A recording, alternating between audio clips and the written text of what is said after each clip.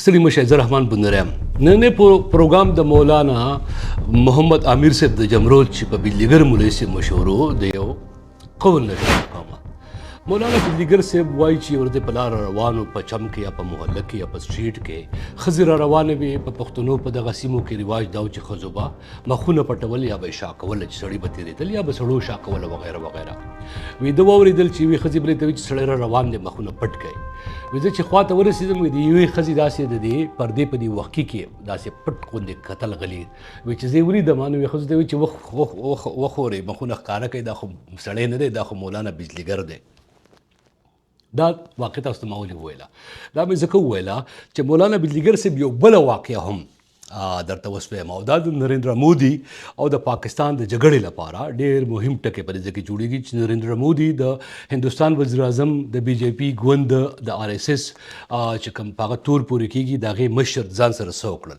مولانا بجلیګر وایي چې سل د وسان مړه شي یو کړوستی جوړېږي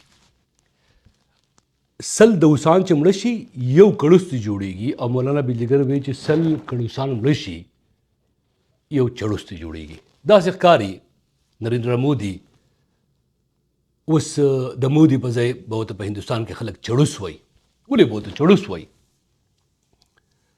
هندوستان کې چې هغه دا وخت ځان سره څه کار وکړه داسې معلومېده چې هندوستان په ترقۍ روانو اقتصادي پرمختګ طرف ته روانو خو دا د پاکستان سره چې کوم جنجال راغی او په دې کې چې اوس نړیوال هم وي او پاکستانیان هم وي ان تر دې تاسو وګورئ د هندوستان د پوځونو بیان په خپله وایي چې کله ته تاسو وکړئ چې تاسو رافیل غورځولې دي نو هغه وایي چې په جګړه کې دا ټکي وورئ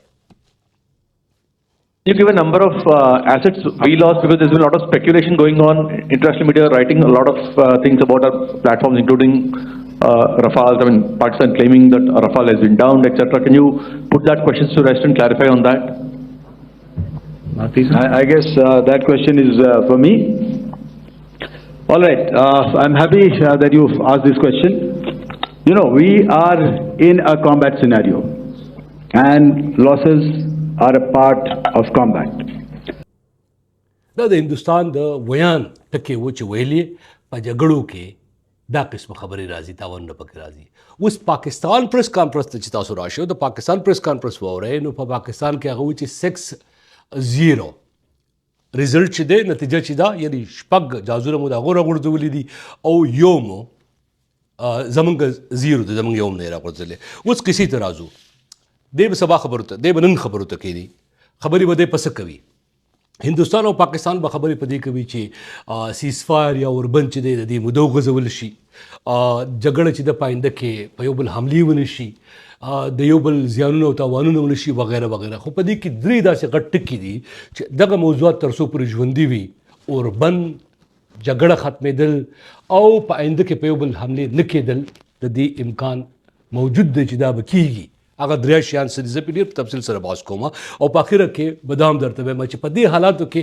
افغانان څه وکړي افغانانو له سب کول پکار دي دا به ته په اخره کې وایم درې ټکي څه دي پاکستان پلو ته چې کوم دوه ډلې دي یو دی لشکر طیبه بل دی جیش محمد پاکستان کې د دې مرکزونه دي کوم چې هندوستان وشتي دي خو تاوانونه ورته نه اړولي هغه وایي تر څو پورې دا ډلې موجود وي د ترهګرۍ خطر موجود دی او په هندوستان د حملې خطر موجود دی او هغه ډلې هم وایي چې په هندوستان کې به دی اړۍ ګړۍ جوړوي هندوستان به دړې وړې کوي له منځه به وړي تر څو پورې پاکستان د هغو خلاف ګام نه وي پورته کړی او دغه ډلې پاکستان په خپله له منځه نه وي وړي کوم چې د پاکستاني مطبوعاتو تر مخه دا د پاکستان ایټسیټس دی اساسه ده تر هغه پورې د جګړې امکان موجود دی یوه خبره او تاسو ته معلومه ده چې مولانا مسعود اثر په 1999 کې چې کله د هندوستان نه د هغو 814 فلایټ د دلی نه روان و کټمنډو ته او هغه هایجیک شو وتښتول شو او په کندهار کې په 1999 کې کوش شو او د هغې په بدل کې مولانا مسعود اثر د هندوستان د جیل نه ریلیز شو رها شو نو څه وشو پاکستان ته لاړ او آزاد شو اوسه پورې پاکستان نه مولانا مسعود اثر نه دغه ډله او نه دغه ګوند چې د هغې ته څه ویلي دي او نه یې د لشکر طیبه مشر ته څه ویلي دي د لشکر طیبه مشر ناروغه دی په هسپتال کې دی یا په لاهور کې په یو کور کې دی خو د هغه ګوند او ډله اوس هم د هندوستان د ماتولو د حافظ سعید صاحب ډله چې ده د هغې خوب ویني نو دا دوه مسلې هلته کې موجود دي او ډېرې غټې مسلې دي بلې خوا ته پاکستان څه وایي د دې په ځواب کې پاکستان وای چې سه به هندوستان چې دی هغه پخوا به BLA بلوچ لیبریشن آرمی ته پیسې ورکولې، هغه به یې لمسول، په بلوچستان کې وور پې لګولې وو، پاکستان باندې حملې کولې، په پاکستان حملې کوي او د پاکستان د ماتولو کوشش کوي. تر څو پورې هندوستان د BLA د کومک نه د پاکستان تر مخه او د هغو دعوو تر مخه نه وي قنار شوی. اوس خو پکې د BLA سره سره پاکستان TTP هم ور شامل کړه. هغه TTP د چا په واک کې پر اتک باندې د چا ته چې پاکستانیانو خپل رونه بچي او زامن ویل، چا چې د پاکستان د خارجه د دفاع وزیر وسري تر مخه د نړۍ لپاره ډیرټي وار کوو، ګندګيري کوله، هغه طالبان چې وزیر اعظم عمران خان ورته پخواني خپل رونه زامن او بچیان ویل، تر څو پورې هغه وي، یعنی اوس پکې هغه شامل شو پاکستان تر مخه. دا خوارج دي، پاکستان وي او دا د هندوستان لپاره لوبه کوي. دویمه غټه مسله دا موجود ده. دا دوه مسلې آیا ختمېدی شي؟ که دا دوه مسلې ختمې شوې، د پاکستان او د هندوستان جګړه چې ده په ممکنه توګه باندې د هغې د ختمېدو امکان هم شته دی، مستقل اوربند امکان هم شته دی. دی چې ورته کوم لاین اپ کنټرول وي، په دې باندې امن هم راتلی شي. دا دواړو خواو ته کشمیریان چې دي پورې راپورې په امن کې پاتې کېدی شي او دا اور چې دی نور سیمو ته هم پاتې کېدی شي. خو په ظاهره اوس سوال دا دی چې کېږي به څه؟ د دې امکان موجود دی. نو په ظاهره خو نه ښکاري. ولې نه ښکاري؟ یو خواته نریندرا مودي دی، کوم ته چې ما د بجلیګر مولوي صاحب په قول باندې چړوس وویلو، بل خواته پاکستانیان دي چې تمام تر د سختدریزه رایټ وینګ مذهبي سوچ لرونکي پوځ افسران چې دي هغه هم پکې شامل دي. کرکه کوم ځای ده؟ هندو او مسلمان. اوس د پاکستان د پوځ اوسنی مشر جنرال عاصم منیر صاحب وایي چې هندو جدا دی، مسلمان جدا دی، د دوه قومي نظریې خبره وکړه. معنی دا ده چې تر څو پورې د مذهب په بنیاد باندې، د رنګ، نسل، ژبې په بنیاد باندې کرکه موجود وي، د کلچر په بنیاد کرکه موجود وي، دا مسلې چې دا ژوندی به وي.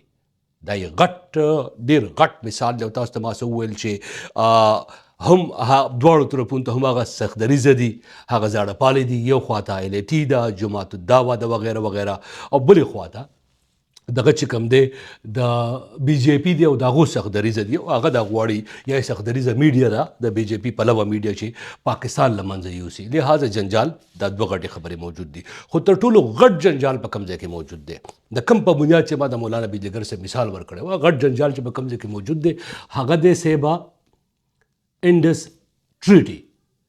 د انډس اوبو تړون د نریندرا مودي لخوا لغوه کول یا ماتول چې وو، دی په هندوستان کې د هغه کورنۍ سیاست چې دی قسم پر جګړه کې هغه ته ډېر زیان رسېدلی دی. خو د دې نه ډېر زیات زیان چې نریندرا مودي ته ورسېده چې هغه د انډس ټریټي ماته کړه، د نړیواله معاهده وه. پاکستان په دې باندې څه وایي؟ دا معاهده نشي ماتولی، اوبه نشي بندولی. که دی په چناب کې او په راویک کې او په سوتلج کې او په اکو بکو د سیندونو کې اوبه بندې کړې، او په سیند کې د بېنظیر بټو صاحب صاحبي زوی وایي ذوالفقار علي بټو چې سیندو کې که اوبه نه راځي، بیا په سیندو کې دی اباسین ته سیندو وایي، په سیند کې بیا هلته یې نوم بدل شي، نو وایي په سیندو کې به بیا وینه بهیږي. وینه به د چا بهیږي؟ د هندوستانیانو. یعنې دا دومره غټ سټینډ دی. اوس نریندرا مودي ځان لپاره جنجال څه جوړ کړو. ما په دې تیرو پروګرامونو کې ما په لږ ډېر باس کړی، خو اوس په لږ یو منټ په نور باس وکړم. دا تړون به دې کروغه کوي څنګه چې ښاغلي ټرمپ ویلي دي چې دواړو هیوادونو ډېر د تدبر، ډېر د ایماندارۍ او ډېر د لیډرشپ مظاهره وکړه، تړون یې وکړ او جګړه ختمه شوه. خو دې سره به څه کوي ښاغلی ټرمپ خو وایي چې دا د 100 کالو جګړه دی ختموي. اصل کې مخکې د 1500 کالو جګړې ویلي وو. د ټرمپ خیال دا دی چې دا د اسلام زیږون چې دی دا په کشمیر کې شوی دی. هغه 1500 کاله ځکه یادول، هغه پام دی ته ځکه چې هغه دا خبرې ډېرې زیاتې اورې راوړي. نو صاحبه اوس د انډس تړون چې دی هغه پاکستان وایي دا نشي ماتولی، نریندرا مودي مات کړی دی. نریندرا مودي لاړې توکلې دي. اوس دا لاړې به دی بیرته سټي، که لړې بیرته سټي د سیاسي کریئر په هندوستان کې ختم. د خپلوان، د ملګري، د پلویان به هم ورته وایي سختدریزه، او کانګرس هم نه پرېږدي. ورته به وایي چې تا تړون ولې ماتوو؟ چې تړون دې مات که نو اوس ویرېدې بیرته دې واغست، نو چې ویرېدې بیرته دې واغست سیاسي کریئر دې ختم شو. لہذا د جګړې د موجودګۍ، د جګړې د پاتې کېدو او د دې جګړې د نه ختمېدو غټ دلایل چې دي او غټ دریځونه چې دي هغه هم دا دي. اوس به زه راشم چې افغانان باید څه وکړي، افغانانو ته باید څه کول پکار دي، افغانستان ته څه کول پکار دي په دې جګړه کې. پاکستان سره ودرېږي که د هندوستان سره ودرېږي. په دې پځې زه تاسو ته یو خبر وکړم، دا زه چې کله خبرې کوم سپینې سپینې وایم او نیغې نیغې وایم، نو خلک وایي چې تا پسې خلک خبرې کوي، ته لږ ګزاره وکړه، کنزل درته کوي. اوس پخوا خو به ته د ډلو ټپلو کول او شخصیتونو به کول، خو ته ټول پوره هېواد در پسې اړم وي او څوک دې خپل نه ګڼي. نو ما ته د باچا خان یو قول رایاد شو. باچا خان ویل چې د منافق سړي د سر اړو دشمن نه، منافق سړی چې دی د غاړو دښمن نه، دښمن خو د ایماندار سړي، دښمن خو د هغه سړي چې کوم رښتیا وایي، دښمن خو د هغه سړي کوم چې د خپل قام او ملت لپاره نیغه مبارزه کوي او نه یریږي. او هغه ویل په دې باندې که ستا دښمنان پیدا کېږي، پیدا دي شي، ته خپله مبارزې نه مه وړه. نو زه ځکه دا خبره کوم، اوس به زه راشم افغانانو ته او دا خبره ځکه کوم چې ما په دې باندې د ډېر لوی سوچ او ملګرو سره پوهانو سره خبرونه وروستو او دلته په امریکا کې د نړیوالو اړیکو د زده کړو نه وروستو یو شی زده کړه چې هیوادونه د یو بل سره تعلق د مذهب، کلتور، ژبې، ګاونډګیرت یا نورو بنیادونو باندې نه ساتي. دا تعلق چې وي دا د حکمت، سفارت، د سوچ لاندې د خپلو مفاداتو په بنیاد باندې وي. مفادات خپل لومړیتوب ورکول پکار دي، مفادات چې دي خپل اول ته ټولو مخه هغه په نظر کې ساتل پکار دي. د هغې وروستو که بیا نورې خبرې راځي هغه بیا ضمني دي، که بیا ګاونډګیرت دی، که بیا مذهب دی، او که بیا ورورولي ده، او که بیا تعلقات دي. اوس افغانان باید څه وکړي؟ هغه دې وکړي کوم چې دی سره شوي دي. چا چې مو سره کړي دي، پاکستان ورسره کړي دي، پاکستان سره دې هغه څه وکړي. هندوستان ورسره کړي دي، هندوستان سره دې هغه څه وکړي. دا زه نه وایم، دا نړیوال پالیټکس چې کوم دی، نړیوال سیاست چې کوم دی، انټرنیشنل ساینټسټ چې کوم دی، د پولیټیکل ساینس ساینټسټ هغه داسې وایي که ته ژوندی پاتې کېدل غواړې، که ته روغ پاتې کېدل غواړې، که ته خپل مټ روغ ساتل غواړې، که ته خپل بچی او قام او ملت روغ ساتل غواړې، که ته خپل د قامي مفادات ژوندي ساتل غواړې، نو هغه څه کوه کوم چې د سره بل څه کوي. یو طرف ته راځي ستا سره کور د لوران کې لوټي لوټي کی او کله درته وایي زما ورور یې، کله ته وایي مجاهد یې، کله وایي دوست یې، کله ته وایي کافر یې، کله ته وایي دښمن یې، کله ته وایي د هندوستان جاسوس یې، او کله ته وایي د هندوستان. د وخت سره سره یې مفادات بدلیږي. باید دا چل چې دی دې ته که څوک هر څه وایي، دا د سیاست چل دی او دا د سیاست چل ول کول پکار دي. عمر له دښمنۍ هم نه وي، عمر له دوستۍ هم نه وي. دا ولې وایي داسې؟ دا ځکه وایي چې ستا صاحب ستا مفاد پسې کې دی، اول هغې ته لومړیتوب ورکړه. نو که هغه هندوستان دی، که هغه پاکستان دی، که هغه امریکا ده، که هغه بل دی، په نړۍ کې دوستان شته دی، په نړۍ کې مو ملګري شته دی؟ جواب دی نه. ولې؟ نړۍ خپل مطلب کړی دی او درنه تللی ده. روس راغلی وایي د پلانکي دپاره راغلی یم، کار در سره کوم او مفادات مې در سره. امریکا راغله وایي دهشتګرد ته وژنم او جمهوریت به ته قایم که، جمهوریت چې سقوط شو امریکا لاړه وایي خپل کار به کوي. ټرمپ وایي پاکستان هم دغسې کړي دي، هندوستان هم دغسې کړي دي. لہذا افغانان دی د وخت سره سره دا وخت چین هغو ته ګټه رسوي یا ګټه رسولی شي یا رسول غواړي، دې ته وګوري. سعودي عربستان د سعودي عربستان شیخانو ته په دې بنیاد باندې خپل راهنما، رهبر او امام نه وایي چې هغه اسلام دی او مسلمان دی.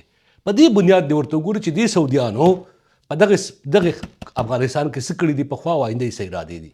اول خپل شرایط کېده وه. افغانان که په دې جګړه کې غواړي د پاکستان او هندوستان خپل شرایطو ته وګوري. دا نړیوال سیاست دی، دا د نړیوال سیاست چلن دی، دا د نړیوال سیاست طریقه ده او دا د نړیوال سیاست ضرورت او غوښتنه ده.